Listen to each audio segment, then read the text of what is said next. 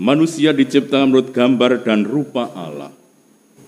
Tetapi penciptaan ini adalah sebuah proses. Proses untuk menjadi. Manusia terus bergerak menjadi semakin kudus, semakin menyerupai Allah, semakin mengalami hidup di dalam Allah. Maka kita terus bergerak untuk menjadi semakin kudus, dan itulah rencana Allah. Tetapi manusia seringkali menyalahgunakan kebebasannya dan jatuh dalam dosa. Karena itu, pengampunan adalah sebuah keharusan. Sebab tanpa pengampunan, manusia mati. Manusia tidak bisa berkembang. Manusia menjadi kerdil.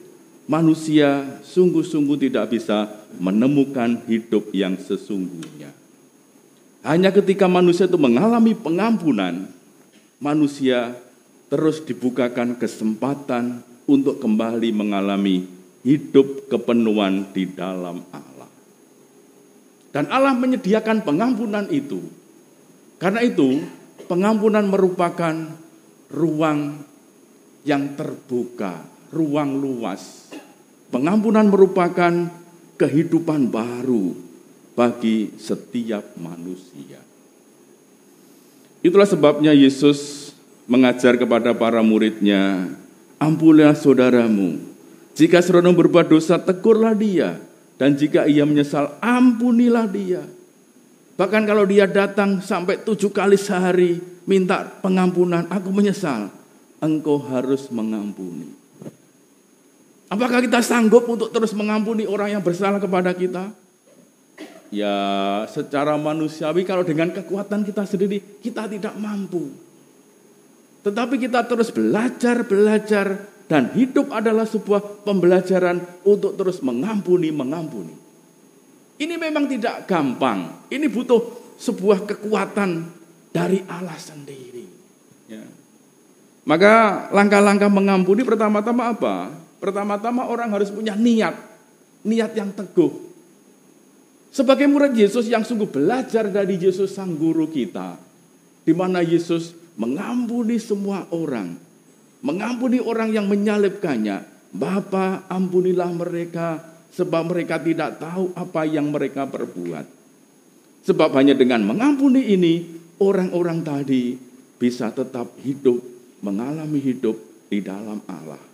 Tetap mendapatkan ruang kebebasan untuk bertumbuh berkembang seturut kehendak Allah. Maka langkah pertama memang orang sungguh punya niat yang teguh, niat yang kuat.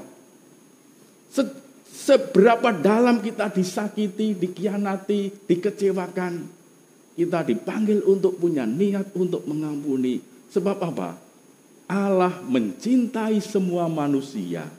Allah mencintai musuh-musuh kita. Allah mencintai orang-orang yang menyakiti kita. Allah ingin supaya mereka dan kita dalam keadaan yang baik, keadaan yang beramal. Kalau kita mengampuni orang lain, itu berarti apa? Itu berarti bahwa saya menghilangkan penghalang untuk kebahagiaan masa depan saya. Maka langkah kedua setelah orang punya niat yang sungguh-sungguh, orang berani untuk melepaskan, membuang hal yang tidak enak dalam hati. Memang ketika kita disakiti tentu saja hati kita menjadi sakit, kita kecewa, rasanya kita dendam, kita ingin membalas. Tetapi kalau itu kita lakukan, kita sesungguhnya sudah memberikan penghalang untuk hidup dan masa depan kita. Hati kita dipenuhi dengan perasaan-perasaan kecewa, dendam, sakit hati itu. Maka Tuhan ingin apa? Supaya kita membuang, melepaskan itu.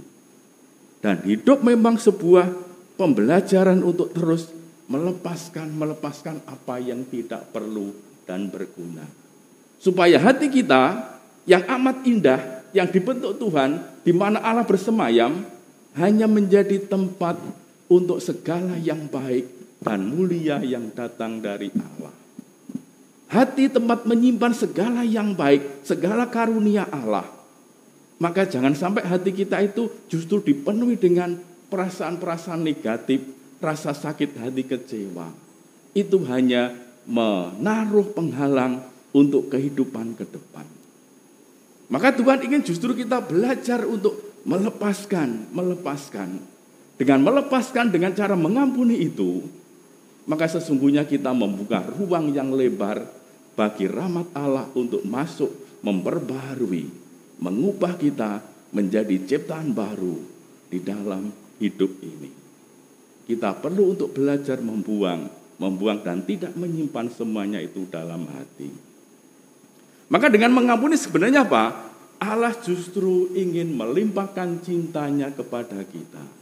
Allah sungguh mengasihi kita sehabis-habisnya. Dan Allah ingin supaya orang-orang lain pun juga mengalami bahagia sebahagia kita itu. Lalu tentu saja langkah ketiga adalah apa? Ya mendoakan. Ya, doakanlah mereka yang membenci kamu. Doakanlah musuh-musuhmu. Jadi setiap kali kita disakiti, kita menjadi kecewa, apa? Kita justru harus lebih tekun mendoakan, memohonkan rahmat Tuhan. Tuhan, ampunilah mereka sebab mereka tidak tahu apa yang mereka berbuat. Kita terus memancarkan kasih itu kepada orang yang menyakiti kita. Semakin kita disakiti, semakin dalam kita membawa saudara kita, jiwa orang lain itu kepada Tuhan melalui doa-doa kita. Kita yakin kekuatan doa itu sungguh luar biasa ketika kita mendoakan dia tanpa rasa benci.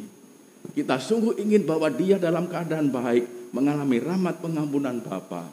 Nanti hati kita juga pelan-pelan diubah menjadi indah. Sehingga relasi kita dengan Tuhan dan dengan sesama menjadi semakin baik. Lalu langkah keempat, bersyukur. Loh, kok bersyukur? Disakiti, dikecewakan kok bersyukur? Ya, seringkali Allah membentuk kita melalui hal yang tidak enak. Ya, kadang kita dikecewakan justru sarana bagi kita dari Allah untuk membuat kita menjadi semakin dewasa, semakin matang, semakin percaya, semakin beriman. Ya, maka mensyukuri segala peristiwa yang seringkali juga tidak enak dan mengecewakan, kita bersyukur bahwa kita tetap dalam perlindungan Tuhan meskipun kita dikhianati, disakiti, ditolak. Syukur kepada Allah bahwa saya boleh mengalami hal semacam itu. Ya meskipun ya berat, tidak gampang, tapi Tuhan mengajak kita untuk bersyukur. Kadang-kadang salib-salib yang kita terima, kita pikul, itu justru membantu kita untuk sampai pada keselamatan itu. Santa Teresa dari Avila, pembaru Ordo Karmel, mengatakan, yang paling kita syukuri ketika kita nanti di surga apa? Salib-salib kita. Ya, salib-salib. Penderitaan, berbagai macam kesulitan dalam hidup, itu justru nanti di surga yang paling kita syukuri. Syukur bahwa selama di dunia, saya juga boleh ambil bagian dalam penderitaan Tuhan. Saya mengalami banyak penderitaan, saya harus memanggul salib ini. Syukur bahwa saya boleh mengalami semuanya itu. Karena apa? Justru lewat itu, orang kemudian semakin masuk dalam hidup Allah, dalam hidup ilahi Tuhan sendiri.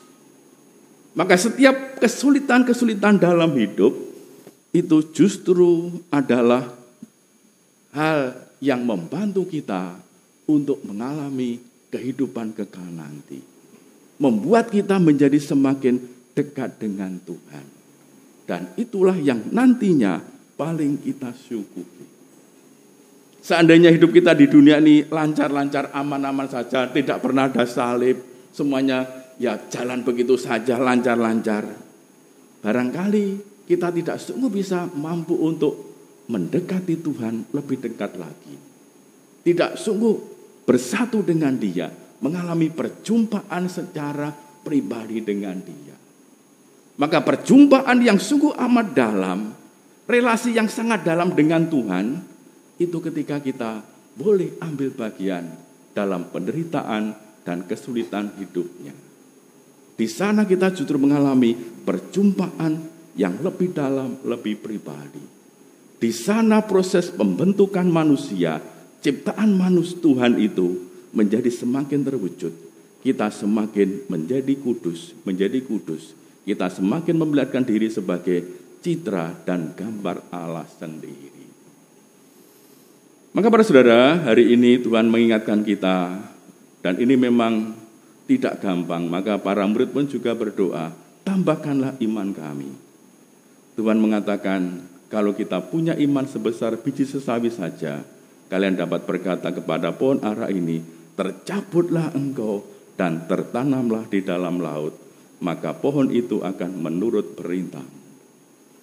Kalau kita sungguh punya iman, keyakinan untuk terus dimampukan mengampuni orang lain, nanti kita sungguh-sungguh bisa melihat suatu kehidupan yang sungguh luar biasa di dalam Tuhan ini. Kita mohon berkat Tuhan agar hati kita sungguh menjadi hati yang pengampun, yang pemurah, sebagaimana Allah telah mengampuni kita tanpa batas, sehingga hati kita sungguh semakin menyerupai hati Allah sendiri. Tuhan memberkati kita.